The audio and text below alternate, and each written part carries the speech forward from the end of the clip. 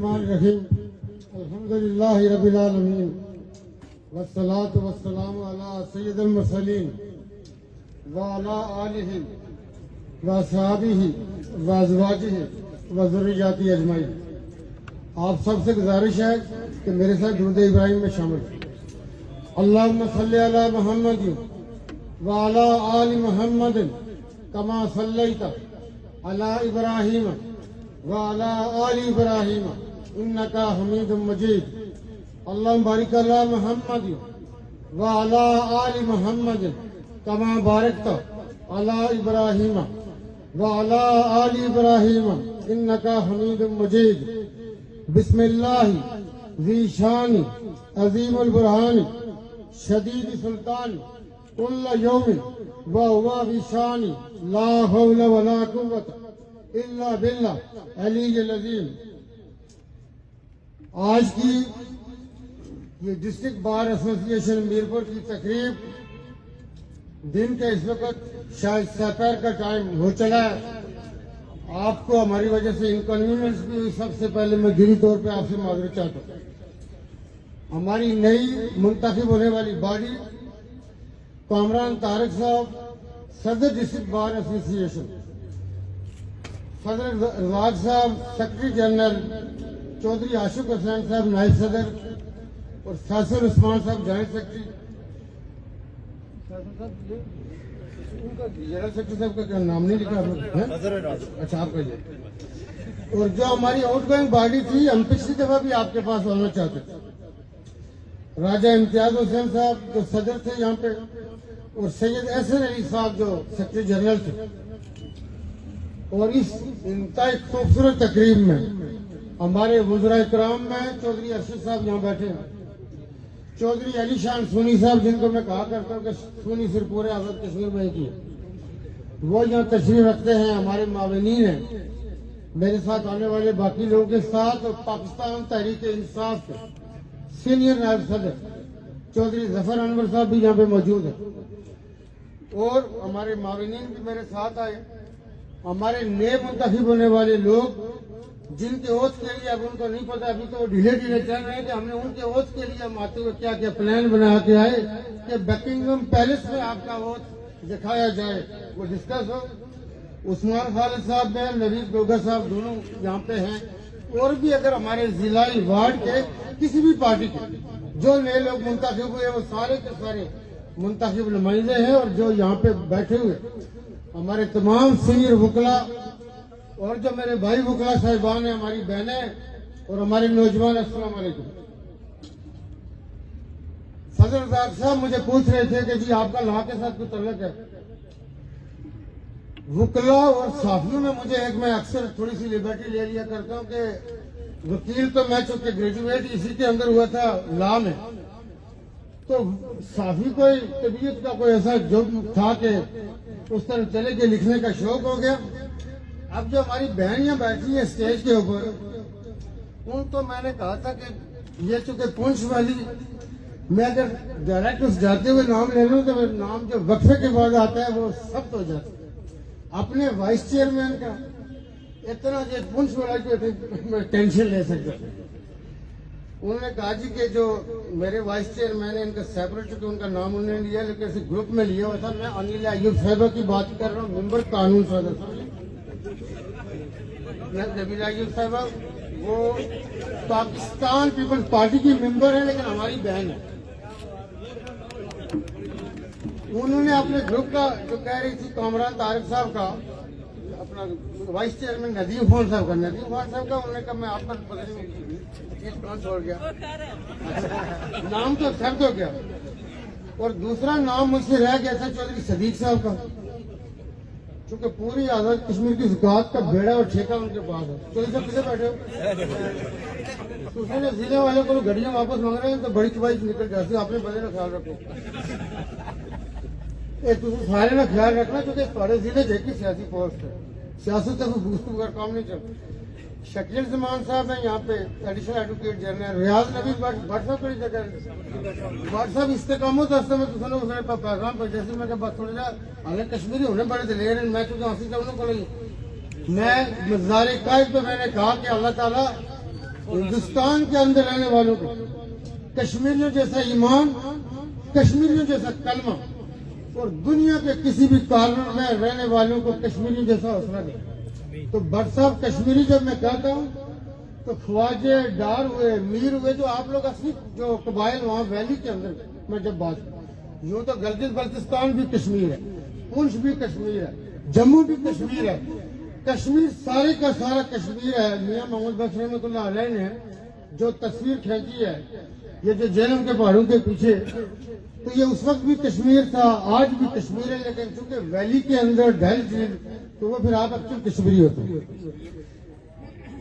आज की इस तकरीब मैंने पिछले 2 सालों में आपकी बार के साथ हमारा कोशिश रही कि हम यहाँ आए। मीरपुर की बार जो भी मुंतखब हुए जिलों में, वार्ड में, डिस्ट्रिक्ट में हमारी अब हुकूमतें बनी है, कोई किसी पार्टी से था, क्योंकि दूसरी पार्टियों से खाल खाल ही कोई आया। मुझे कल परसों किसी ने भेजा कि जी पीडीएम 114 तो पीटीआई 160। मैंने कहा बात सुनो, कारपोरेशन और वार्डों को हमारे साथ कंपेरेटिव करके अगला गलतफहमी में चला जाता है कि वो भी शायद यहाँ से जीते।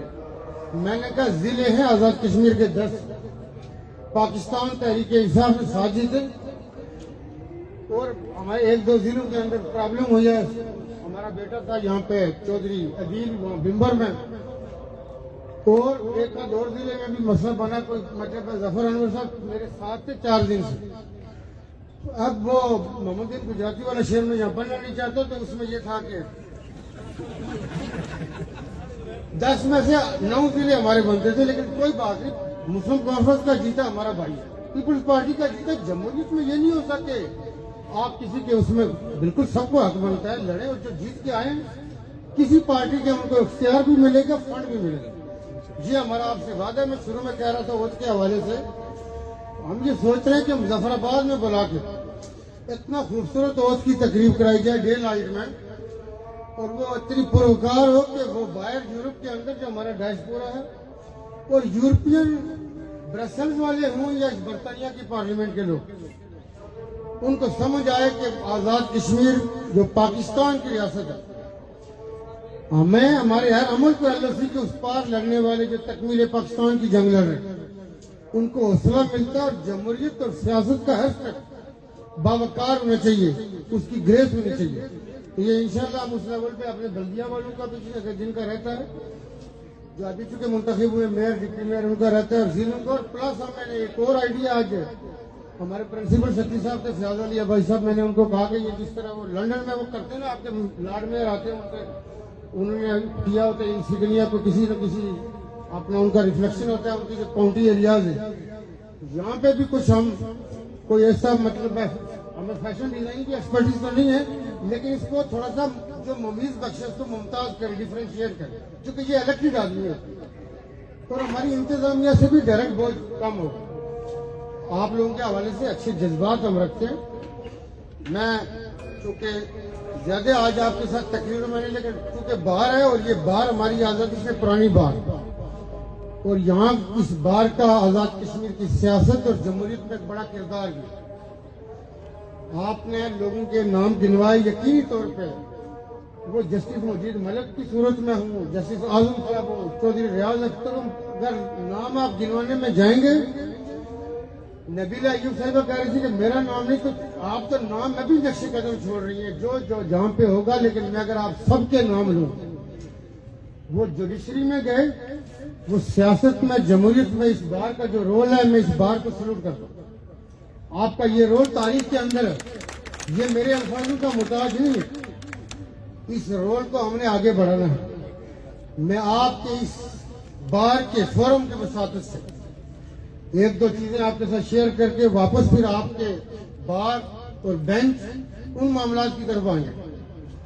देखिए गुजारिश है कि आजाद कश्मीर के अंदर जो हमारा इलेक्टोरल प्रोसेस है, पहले फर्स्ट स्टेट काउंसिल की सूरत में जब निजाम चला, और फिर जब आपकी 1970 के बाद आपकी जो कानून साज असेंबली वजूद में आई, इस असेंबली के अंदर भी बड़े लोग, बड़े नाम थे, वो गाजी मिल्लत की सूरत में हो, मुजाहिद अव्वल की सूरत में हो, सालारे जमहूरियत की सूरत में हो, KH खुर्शीद हूँ, इस आपके मीरपुर से चौधरी नूर हुसैन साहब हूँ, चौधरी खादिम साहब हूँ, चौधरी अशरफ साहब हूँ, चौधरी सबूत अली खान साहब, कैप्टन सरफराज साहब हूँ, राजा अकरम साहब हूँ। मैं सबके नाम लूंगा, आप कहेंगे पर वकीलों ने काटना इसलिए दो पैसे लेंगे, वो नहीं करते। लेकिन हर एक का नाम हम अभी एक बॉडी क्रिएट कर रहे हैं जिसमें आप वकला की नुमाइंदगी होगी, जिसमें हमने आजाद कश्मीर कानून साज असेंबली के बड़े बड़े नाम, कर्नल लकी खान 1990 में फ्लोर क्रॉसिंग के कानून के तहत असेंबली की सीट से फारिग कर दिए जाते हैं। अल्लाह ताला उनके दर्जात बुलंद। आजाद कश्मीर की जुडिशरी ने और आजाद कश्मीर की पॉलिटिकल ये जो इलेक्टोरल प्रोसेस है, इसने जिस शऊर और पुख्तगी का मुजाहरा किया, आज हमारी पूरे मुल्क की अदालतें हैं, वो सुप्रीम कोर्ट हो हमारे मुल्क की, वो हाई कोर्ट हो, वो पंजाब के 25 एमपीए को फारिग करती करना चाहिए। उस एमपीए को एमपीए रहने का हक है कि वो किसी और के टिकट पे मुंतखब हो, हालात और हवा का रुख देख के छलांग मार रहे। इस वक्त जब ये आजाद कश्मीर के अंदर फ्लोर क्रॉसिंग की बातें होने लगी, मैं आपको बताऊं कि चूंकि कानूनी मोशगाफियों में रास्ते निकाले जाते हैं, लेकिन कानूनी मोशगाफियों में ये चूंकि आपका भी पेशा है, मेरा भी पेशा है, दुनिया में बुनियादी तौर पर डिवाइन लॉ से हटके जब मैन मेड लॉ की तरफ आते हैं, तो उसमें इंसान चाहे तो इंसान ने कहीं ना कहीं से गुंजाइश बना कर टाइम रहा हो, या तो हमारे जैसा मात्र किसी जगह को सदर वज़ीर आज़म को फिर भी टाइम निकाले। लेकिन जो खुशाइन पहलू था, हमारे भाई सदर रियासत बैरिस्टर सुल्तान महमूद चौधरी साहब, कर्नल नकी खान की जो केस की कापियां थी, हर आने वाले पार्लियामेंटेरियन को उसकी कॉपी देते रहे। मैं जब उनको मिलने गया तो उन्होंने कहा जितनी कापियां ग्रेजुएशन खत्म हो गई।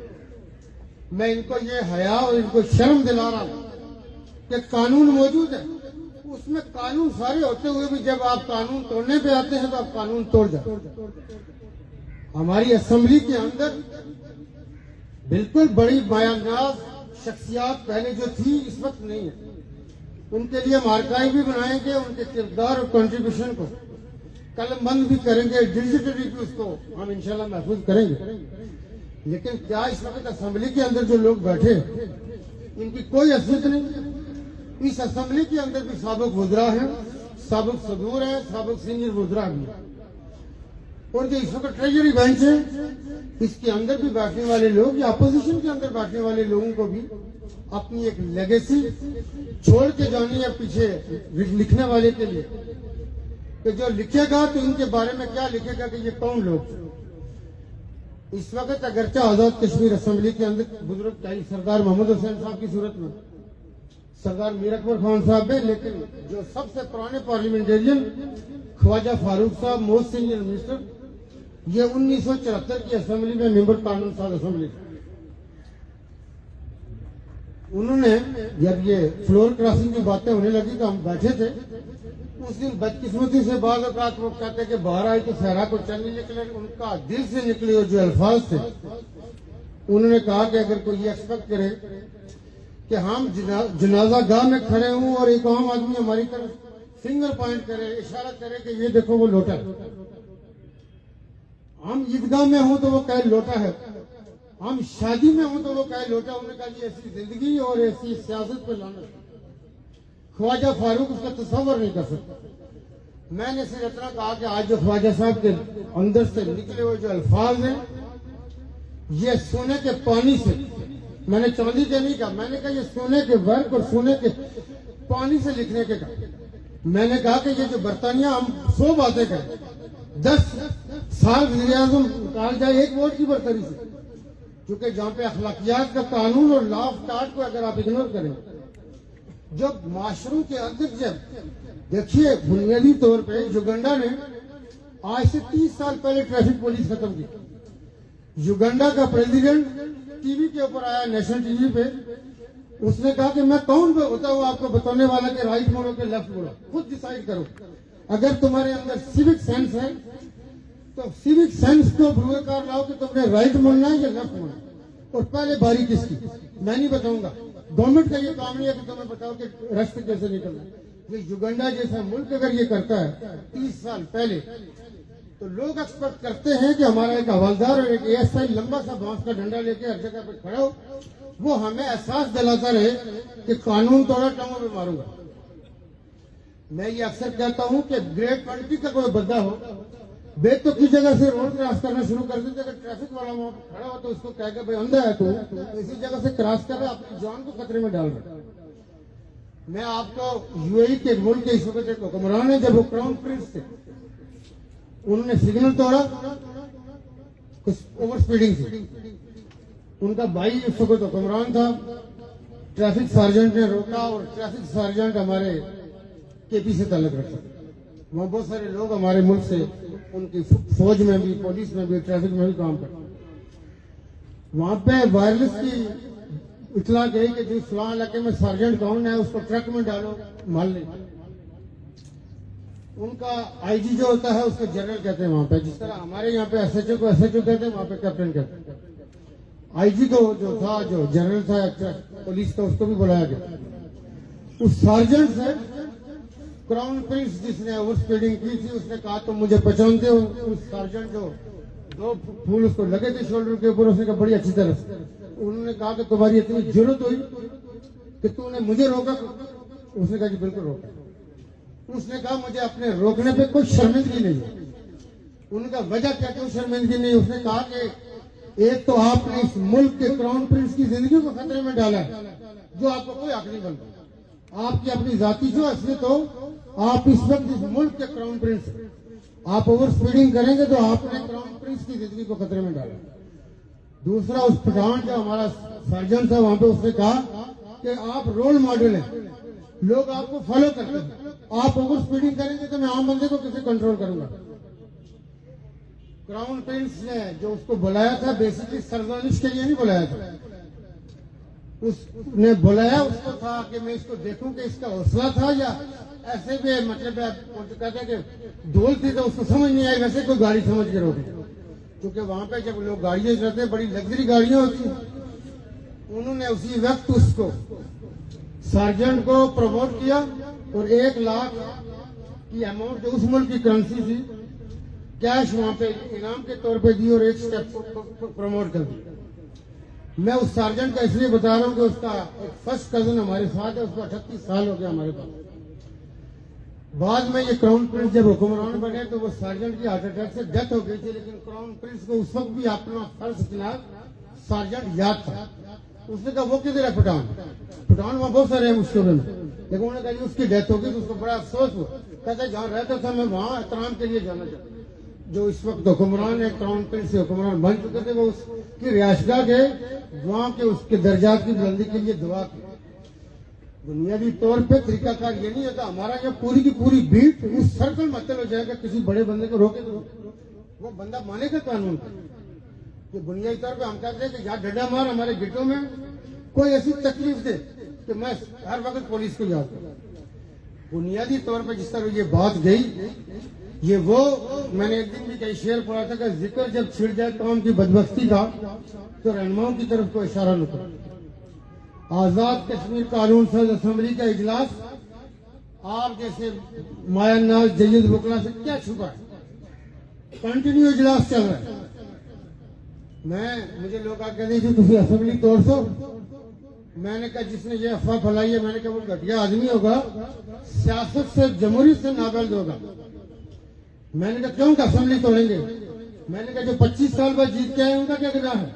मेरी हुकूमत की कमजोरियां होंगी। जो 15 साल बाद जीता उसका क्या कसूर है भाई? मैं असेंबली तोड़ूं? असेंबली की अपनी लाइफ है, असेंबली क्यों टूटेगी? मैंने कहा इसका कुछ तस्वर न करे। मैंने कहा मैं पहले दिन से कहा था हम गर्दनें कटवाने वाले लोग हैं, न गद्दारियां करते हैं, न किसी करने वाले को उसको पजीरा ही बख्शते हैं। जो गलत काम है मैं अपनी खातर दूसरों को उसमें मुसीबत में डर। बुनियादी तौर पे उन्होंने अफवाह फैलाई जो मैं कर्नल नकी खान जो कह रहा था अल्लाह पाक उनके दर्जात बुलंद करे। 1990 में डिसीट होते फ्लोर क्रॉसिंग। आज चौधरी अदील हम भिम्बर में हारते हैं। आपको सामने नजर आए एक अखलाकियात का कानून होता है, जिसपे अखलाकी कानून लागू नहीं होता। मैं खुदा की कसम करके कहता हूँ, ये हमारे जो भाई है CNW के हमारे मिनिस्टर, इनके मामू है सके, उन्होंने तो अरबों के सौदे किए। मुझे याद है कि एक दो सौदे भी शायद हमने कभी एग्रीमेंट किया। मैं चुपके कहता हूँ जिसने बेईमानी करनी है 10 टाइम 500 वाला हो या 100 वाला वो लिख के भी बेईमानी करेगा। जिसने नहीं करनी, मैं अक्सर कहता हूँ कि माँ कि जो तरबियत हासिल करके बंदा बड़ा होता है वो क्या सीखता है कि मेरी बहन और बेटी का मैं रिश्ता कैसे दूंगा। जब आप बड़े होते हैं स्टाम्प पेपर पर लिख के देते हैं, आप जुबान से देते हैं। जुबान से बड़ी क्या चीज है कि माँ से तरबियत लेके बड़ा होने वाले आदमी का मैच ये कि मोहम्मद हसन साहब ने एक बड़ा खूबसूरत लेकिन जुमला कहा, मैं कभी किसी का कहा हुआ अल्फाज को भी अपने खाते में नहीं डालता, तो वो किसी और चीज को अपने खाते में डालेगा जिसने अपने लिए अखलाकी ये सामने रखी है चीज। उन्होंने कहा कि भाई उन्होंने जिस दिन पिंक बस सर्विस शुरू की, मोहम्मद हुसैन साहब ने कहा कि कोई बंदा ये नहीं कह सकता कि मेरी माँ नहीं होती। ये ऐसा जुमला है, उसके बाद हमें खवातीन के हवाले से बहुत सारी जगहों पे मसाइल का सामना करना पड़ा। तो मैंने कहा इस जुमले को सेंसिटाइज करें, माशरे को इसी के अंदर बहुत सारी चीजें नजर आ जाएंगी, बहुत सारा कुछ तकरीर के बगैर नजर आ जाएगा। मैं बात कर रहा था कि हम अपना एक ऐसा चुगा पहने कि भाई हम जमहूरियत पसंद हैं, हमारी लेगेसी है। मैंने जिन लोगों के नाम लिए यकीनी तौर पे उन लोगों के किस्से बयान करने के लिए चांदी और सोने के उड़ाक चाहिए। बहुत सारों के नाम मैं नहीं ले सका, लेकिन आपकी और मेरी सियासत में मैं क्योंकि कल भी एक जगह पे बात कर रहा था, परसों भी उन्होंने कहा कि जो पहले समय में कुछ भी नहीं है, मैंने कहा ज्यादती कर रहे हैं। कल जब हम नहीं होंगे हमारे बारे में भी आप यही कहेंगे। मैंने कहा मैं ये कहता हूं कि गिलास आधा खाली है या आधा भरा हुआ। मैंने कहा अगर वो कुछ न करते तो आज मैं कौन से शुरू करता। वो कुछ कर गए हैं तो आज इसलिए हम एक बिल्डिंग के अंदर बैठे हुए। उन्होंने अपने टाइम के हिसाब से उनकी मुश्किलात रही होंगी। बहुत सारे लोग पहले कहते हैं कि आजाद कश्मीर का बजट बैग में आता था, 100 रुपये निकाल नहीं सकता था सदर महीने का। ये हमें पता है 64 में जेके का कुल बजट 50 लाख था। हमारे पुराने जो ब्यूरोक्रेट रिटायर हुए हैं कहते हैं कि उस वक्त जो गैलरी में बैठे थे कहते हैं हम इतना बचा लूट फूट हो रहे थे कि ये 50 लाख वहां खर्चेंगे। बहुत सारी जगहों पे हो सकता है उस वक्त की मुश्किलात होती है, लेकिन मैं अगर किसी ने कोई छोटी कुछ चीज से रह गई या बड़ी रह गई तो मेरा ये काम है कि मैं आके उसकी तनकीद करके आपके साथ टाइम पास करूं कि मैं बताऊं कि मैं क्या कह रहा हूं। मैंने उसकी जवाबदेही देनी है कि जो मैंने कहा। उनका टाइम गुजर गया, मेजॉरिटी लोग उसमें से दुनिया से जा चुके हैं। हमें उनके दर्जात की बुलंदी की दुआ करनी चाहिए, ना कि उनके कहे हुए काम पे अपना दुकान चमकानी शुरू कर दूं और फिक्र अपनी करूं कि अपने लिए क्या बनाऊंगा। जमहूरियत की ये शायद लंबी होगी बात, लेकिन आज की इस फोरम से इसका लंबा होना शायद कहीं वो कहते हैं कि शायद कि उतर जाए तेरे दिल में मेरी बात। वो अंदाजे बयान बदल देता है बात, वरना तो कोई बात नहीं होती। लेकिन मैं शेर चुके अब इतने याद नहीं होते, हाफजा उस तरह रहा नहीं है। गाड़ी में ही चुके कोई कभी चीज किसी का खाता अपने खाते में डाल रहे। मेरा एक स्टाफ का आदमी है जो बेसिकली सराइकी है, कोई इक्का दुक्का कोई चीज याद रह जाती। मैंने गाड़ी में से उसको फोन किया, मैंने कहा सराइकी शेर पहल भाई, सराइकी शेर परसों जो जमहूरियत कर रहे ना समझ नहीं आता। नबीला अयूब साहिबा बैठी है, माया नाज कानूनदान भी है, पार्लियामेंटेरियन भी है। हम ये चाह रहे थे कि मेरे भाई जनाब हजरत स्पीकर साहब देखिए, एक तरफ हम कह रहे हैं कि फ्लोर क्रॉसिंग में और दूसरी तरफ सदर रियासत तापियां तकसीम कर रहे हैं। स्पीकर साहब कह रहे हैं 72 घंटे में, 24 घंटे 18 घंटे तो अभी आधे से बैठे हुए हैं। बात कई घंटे भाई, अगर कहीं बस निकलने वाली हो घंटों में, ये वो बस है कि निकल गई और आपकी और मेरी मर्रफ जो है वो आज का जो जलालुद्दीन अकबर नहीं बैठा हुआ कि उसको ना लिखी। आज मैंने लिखने वाला वो लिखता है सोशल मीडिया से कि जो उसका दिल करे लिखे तो लिखता रहे, लेकिन मुल्क के खिलाफ ना लिखे। मैं एक चीज की रिक्वेस्ट, मैंने कभी नहीं कहा कि मेरे बारे में ना लिखो, जो जिसको जितनी समझ है मेरे बारे में लिखो। लेकिन एक चीज की गुजारिश होती है कि रियासत पे मुल्क के खिलाफ नहीं लिख सकते, वो मान हुकूमतों के साथ बिल्कुल लिखो। हुकूमतों के साथ इख्तलाफ हो सकते, कभी पीपल पार्टी की हुकूमत होगी, कभी नून की होगी, कभी मुस्लिम कॉन्फ्रेंस की होगी, आज पाकिस्तान तहरीक इंसाफ की, क्यों ना इख्तलाफ करें। सियासत के अंदर इख्तलाफात होते हैं, इख्तलाफ नाम है शऊर का। मैं कहूँगा मैं फरिश्ता लिखे, लेकिन अपनी रियासत के खिलाफ कभी नहीं लिखा। नहीं, दुनिया के किसी मुल्क में नहीं लिखा जाता। शेर पढ़ता हूँ स्पीकर साहब के, मेरे भाई हैं, मुझे दुख होता है। नबीला अयूब साहब का मैंने इसलिए कहा कि बजट खत्म हो चुका है, ये अमली खाम हमने इसलिए हम जो इसको बैठाया हुआ हमने कि जी कहीं कोई ऑर्डिनेंस ना आ जाए, शायद इस कानून को फर्दर पुख्ता कर। आप मुझे ये बताइए कि जो हमारी बार एसोसिएशन है, ये बाबा इकबाल अलैहिर्रहमा का पेशा वकालत, शायर मशरक, वली कामल अपने वक्त में, उन्होंने भी अपने आप को अशार के साथ, जो अशार है वो हल्का हो सकते हैं, हम बंदे की समझ में नहीं आ सकते। आप बड़े से बड़ा शेर को पढ़े और अलामों के अशार को पढ़े। बहुत सारे लोग और कहानियां करते हैं कि शुरू वाले अशार तो बाहर वाले अशार, वो बाद की बात है। बाहर पहले वक्त के हिसाब से, गर्मी में गर्मी होती है, सर्दी में सर्दी होती है। अल्लाह ताला ने दुनिया का कायनाती निजाम इर्तिका में रखा है।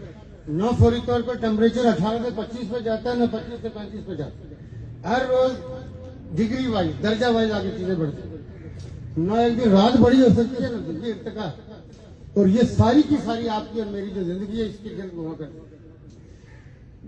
चौधरी सोबत अली खान रहमतुल्लाह अलैह भी बहुत बड़ी कंट्रीब्यूशन करके गए। और मैंने पिछली असेंबली में, जो जज्बाती आदमी होता है तो पुंछ में चूंकि ये जज्बाती चलती है, हमारी मजबूरी है, हम बहुत भी कंट्रोल कर रहे हैं। मैं बाद का लोग कहते, मैं दूसरा भी पुंछ बैठा हुआ जिस तरह अभी नबीला साहब, मैं कहता तू कंट्रोल करके दस करके करो, बेबस हो जाते हैं, मिट्टी के हाथों बेबस। तो बात मुझे दुख ही होता है कि ये उनको बाद का तो कहते रहते हैं तो यार खालिद इब्राहिम तो बात तो कोई बच्चा, ये जो असेंबली चल रही है, खालिद इब्राहिम साहब के अल्लाह ताला दर्जात बुलंद करे, उनसे कोई करवा सकता था? कुछ तसव्वुर तो करे जो जिंदगी उन्होंने गुजारी। तो चौधरी अनवारुल अक्सा मेरे बड़े भाई, मुझे दुख ही होता है कि ये मालूम क्या लिखेगा उनके बाद। तो अपोजिशन हाथ जोड़ गई, ये अभी पिछड़ा हुआ वकला, इसलिए आपके सामने ये बात कर रहा हूँ, किसी और फोरम पे कर ही नहीं सकता था, आपके सामने ही करने वाले मियाँ वाहिद है हमारे नीलम से एमएलए, उनके हवाले करके भाग गए। बोल उनको ग्राउंड वालों पे आगे बिजनेस नहीं है, किस पे करना, बजट खत्म हुआ हुआ, जितने दिनों का सेशन होना होता है बजट खत्म हुआ 2.5 महीने हो गए। चूंकि मैं तो कुछ लेता नहीं असेंबली से, वो फिर भी चूंकि उसके अटेंडेंस के लिए मुझे कहते तू आता नहीं, मैं क्या आने के लिए कैसी असेंबली अपोजिशन के सवाल स्पीकर लेके बैठी, और हमारे सेक्रेटरी साहब जो है ना, वो चूंकि उनको बात को याद नहीं रहता, जो असेंबली वाले वो जो एक मैगजीन ही आया करता कि 19 में क्या होगा, 18 में पढ़िए, कल की असेंबली की रोडदार को आज बयान कर देते।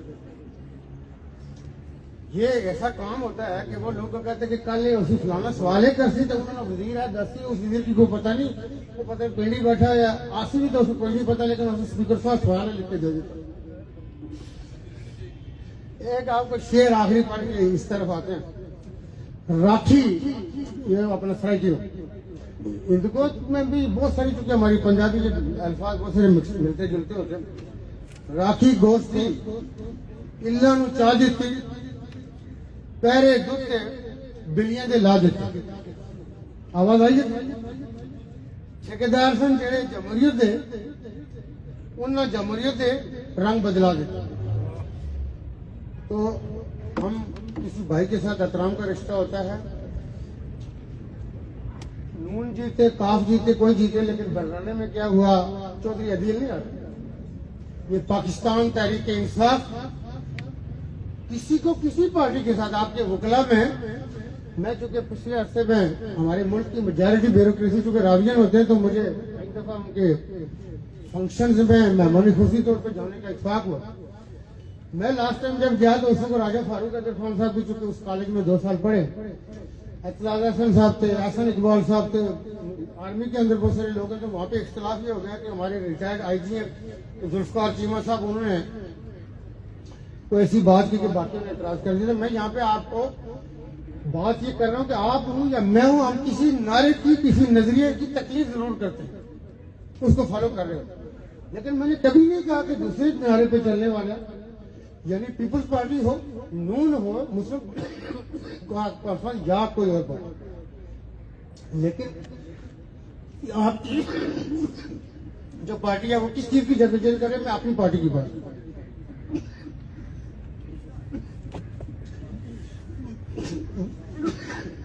मुझे नहीं पता कि इंसाफ लायल फोरम के वकला ये 4 हैं, 4000 हैं, 200 हैं, मैं वैसे जनरल बात कर रहा, फिगर करता हूं, या एक है जो मेरा नजरिया होगा, मैं उसके ऊपर मैं आपके नजरिया तो नहीं चेंज कर सकता, मैं अपनी बात जरूर करूंगा। वकला का फोरम ऐसा होता है कि उससे सियासत की कॉम्प्लेक्स उठती है, शऊर फूटता है।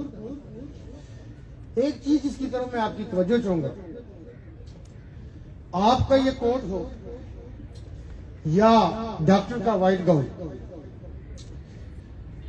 इसको हमें बाद वक्त लोग इंटरप्रिटेशन को किसी और रंग में ले लेते।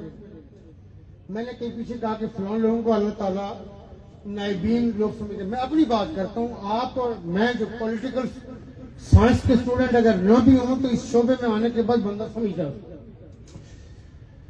दुनिया में जितनी हुकूमतें होती हैं, बीइंग अ मुस्लिम, हम ये यकीन रखते हैं और ईमान रखते हैं कि जो पावर का सरचश्मा है और ताकत वो अल्लाह की जात है। दुनिया में इंसान अल्लाह ताला का नायब होने के नाते इख्तियारात इस्तेमाल करता है और हुकूमतें या रियासतें हुकूमत कवानीन बनाया करती है। अब जो वो दुनियावी निजाम चलाने के लिए इख्तियार बनाता है, उसमें एक आम साइल आपके और मेरे तरफ जब आता है, उसमें कई ऐसे लोग होते हैं माशरे के कि उनकी जो आंख होती है उसमें देखने के लिए हौसला चाहिए। वो किस तजाब में है, उनके पड़ोस में कोई ऐसा दरिंदा आ गया कि उनकी जमा पूंजी हड़पना चाहता है, उनकी जमीन पे कब्जा करना चाहता है, कुछ और ऐसा काम करना चाहता है कि जिससे इंसानियत तड़पती है और शर्माती है। आपका चूंकि इस बड़े सगीर की आजादी में, मैंने उस दिन कराची बार में ये कहा था कि गाजी इल्मुद्दीन शहीद हो या भगत सिंह हो, माशरों के अंदर ऐसे लोग आते हैं कि माशरे उन पर फख्र करते हैं। क्योंकि आपका और मेरा अगर कोई दूर का जानने वाला किसी बड़े ओहदे पे आए, लेकिन हम घसीट के उसको किसी न किसी तरह अपना रिश्तेदार बनाने की जरूर कोशिश करेंगे। लेकिन फर्स्ट कजन हो, चोर चक्का निकला, ये तो कचहरी की जुबान में ये चीजें डिस्कस होनी चाहिए। चोर चक्का और कोई जानने वाला डुडियाल से जो सुनाने चौधरी साहब बोले, मैं कहूंगा चौधरी इसमें थोड़ा बहुत जो ज्यादा वाकिफ नहीं है, क्यों हम ऐसे गलत बंदे के साथ अपने आप को एसोसिएट करेंगे? न करना चाहिए, ना उसकी जरूरत है। लेकिन बड़ा आदमी चूंकि इश्तारा है अच्छाई का, उसके साथ हमें एसोसिएट जरूर करना चाहिए।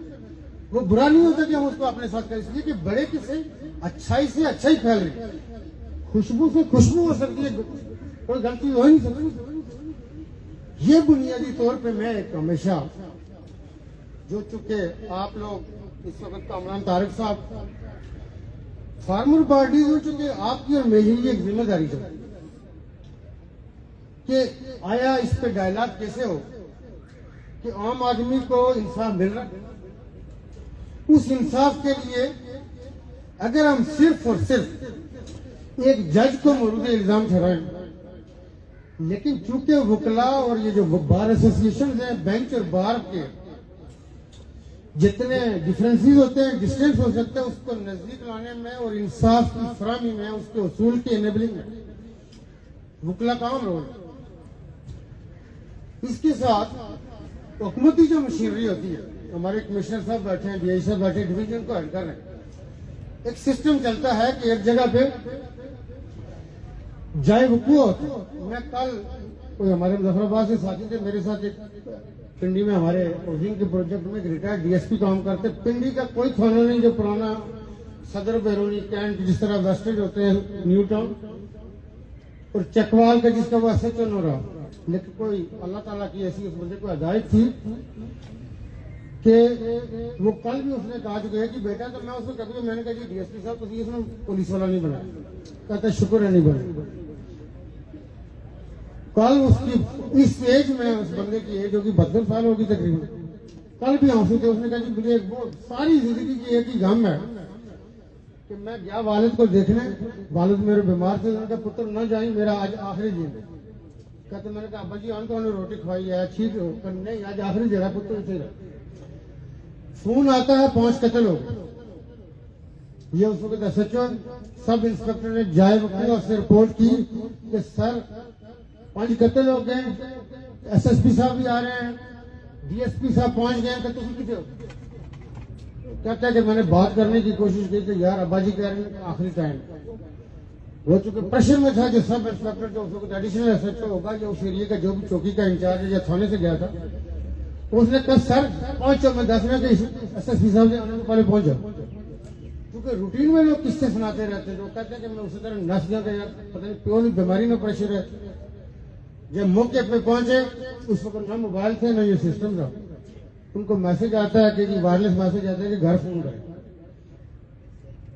वहां पे कहते हैं मैंने 7 किसी था वहां से फोन किया तो उन्होंने कहा अब्बा जी की डेथ हो गई। वो बंदा कह रहा है कि मेरे पास दुनिया की कोई चीज आ जाए, लेकिन मैं जब निकल रहा था तो मैंने कहा अब्बा जी मैं रात में मुड़ा था। उन्होंने कहा नहीं पुत्र ना जा, मैं तुम 10 मिनट मेरा आखिरी टाइम। जिस बंदे का आखिरी टाइम था, मैं ये चीज वो आपके साथ शेयर कर रहा हूँ कि ये नहीं होता कि पुलिस भी पहुंचा कर। हमारे सिस्टम के अंदर बहुत रेयर होता है कि कभी नहीं भी पहुंची होगी, लेकिन मेजॉरिटी टाइम पे यानी उस बंदे का जिंदगी का वो जो 5 कत्ल थे उसमें कोई SHO का रोल है। लेकिन